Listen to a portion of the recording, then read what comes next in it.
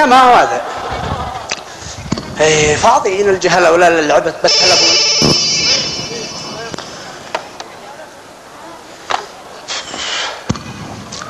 ايوه والخبر عاد شيء ضابط عند الاهل يا ولا والله لا خلك انا وجرس لو ما اشبع. لا والله الفوضى هذا.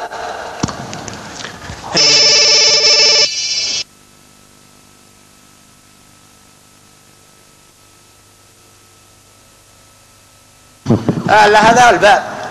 ايوه تفضل تفضل. ايوه تفضل.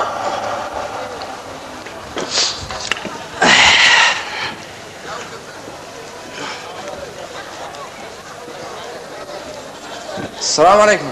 سلام حيا الله بك. كيف حالك هذا؟ خير عافية. حياك الله. حياك الله. كيف حالك؟ الحمد لله. الله يحفظك. كيف انت؟ الحمد لله. استمر قال لي هذا الوجه يعني مبشش بالخير. ساعة متصدق عندما جيت استلمت شهادة تخرج من كلية الشرطة. كيف حالك؟ الحمد لله. ما بالله يا ولد العزيز اليوم تعينت واستلمت العمل. صحيح. ايوه. ألف مبروك يا الله يبارك فيك يا رب. هذا خبر مفرح صحيح. الله يحفظك يا ابو. تخيل فين تعينت؟ وين تعينت؟ في قسم الشرطة الذي في منطقتنا، يعني جنبك هذا في حارتنا. الحمد لك يا رب. مبروك يا ولدي. الله يبارك فيك يا رب.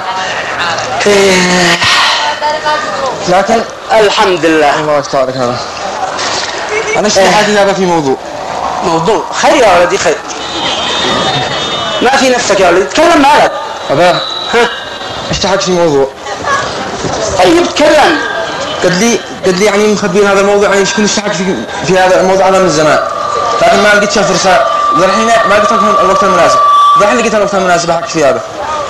تفضل يا ولدي تكلم ولدهم. مالك؟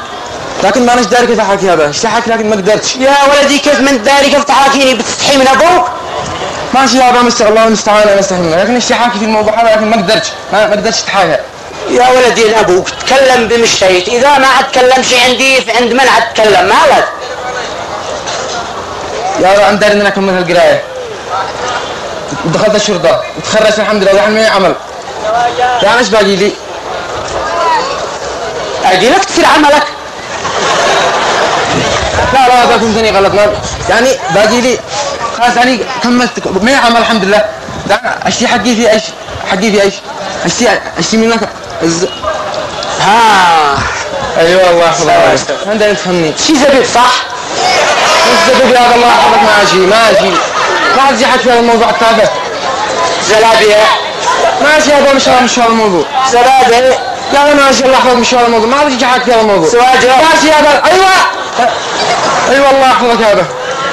يا ولدي انا فاهمك الله يرضى عليك، وانا داري انك تشتي زواجي، وانا ايضا اشتي ازوجك ولو بامكاني اني اتزوجك اليوم قبل غدوه. الله يحفظك يا ابو. لكن الظروف انت دين العاده كملت يا ولدي الدراسه، وماذا تصدق اني قد الان استلمت عملك، فقصدنا لما تحسن الظروف.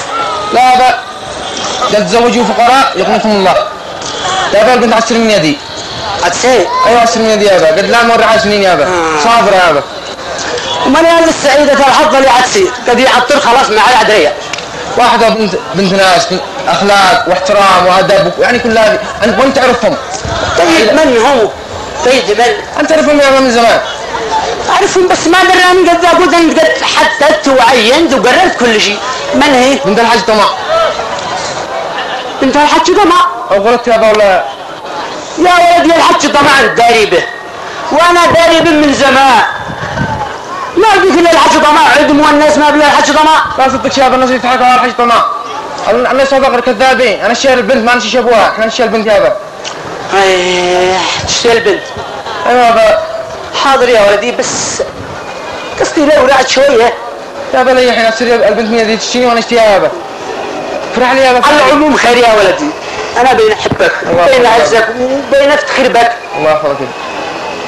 ونصير بعدك ولو نضحي حساب الارض اللي باقي معانا في البلاد ولا يهمك. الله يحفظك يا ابا. تسلم يا ولدي. يلا خير توكلنا على الله نمشي غير وانا عشان العقد الحين ونتوكل على الله. شباب